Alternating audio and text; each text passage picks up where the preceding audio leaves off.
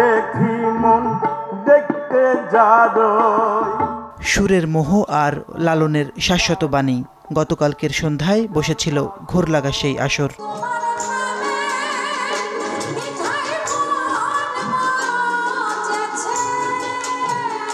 লালন সাইয়ের ১৩৫তম মহাপ্রয়াণ দিবসে রাজধানীর মুক্তিযুদ্ধ জাদুঘরে হয়ে গেল লালন সন্ধ্যা।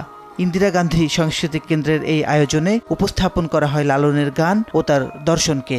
লালনের গানের সাথে ছিলাম, আর এত সুন্দর ঢোলক আর গান দুই মিলে একটা মানে এত ভালো মেলবন্ধন, দুর্দান্ত বিষয়। অসাধারণ একটা সন্ধ্যা, এতগুলো মানুষের গাওয়া গান, একই মঞ্চে এতগুলো শিল্পীর গান শোনা কিন্তু হয়ে ওঠে নাই কখনো। আজকে সেটা হলো। আমরা নাচের মানুষ, নাচ নিয়ে কাজ করছি এবং গানের সাথে আমাদের যেই যাত্রা এবং লালনের যে আধ্যাত্মিকতা, লালনের যে বক্তব্য বলে গেছেন সেটার আমরা কিছুটা মন ছুঁতে পেরেছে।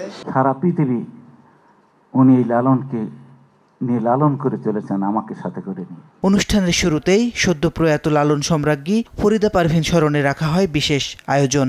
গানের পাখি চোখের আড়াল হলেও পর্দায় ফিরে আসে তার চিরচেনা কণ্ঠস্বর।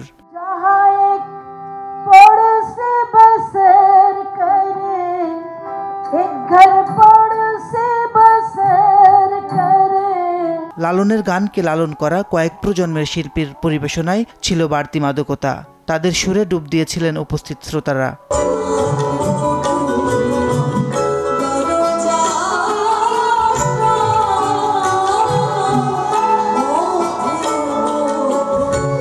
খ্যাতিমান অভিনেতা আফজাল হোসেনের সঞ্চালনায় পুরো আয়োজন জুড়ে ছিল মুগ্ধতা। দর্শকের আসনে ছিলেন ভারতীয় high commissioner Shri Pranay Verma. I think today's evening was not just about remembrance, but also a celebration of the shared cultural heritage between India and Bangladesh, which is reflected in Lalan Shah Fakir's song, music, and his philosophy.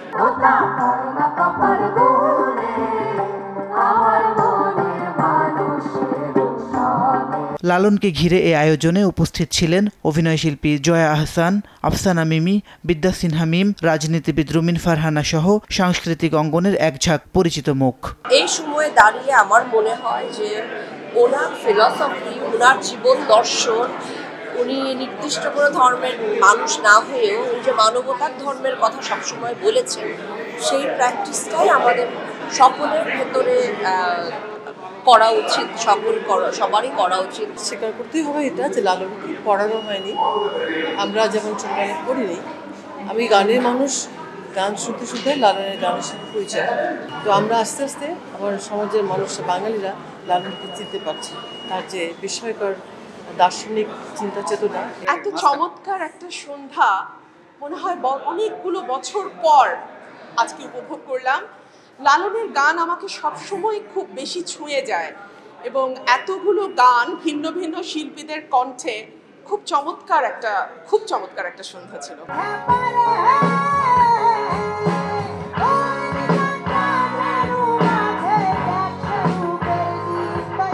লালন সন্ধ্যার শেষ পর্বে মঞ্চে ওঠে ব্যান্ডদল লালন। তাদের প্রাণবন্ত ও আধুনিক পরিবেশনায় লালনের জীবন ও দর্শনের মূল্যবান মুহূর্তগুলো মিলেমিশে একাকার হয়ে যায় শ্রোতার হৃদয়ে। মাসিদ রনো, সময় সংবাদ, ঢাকা।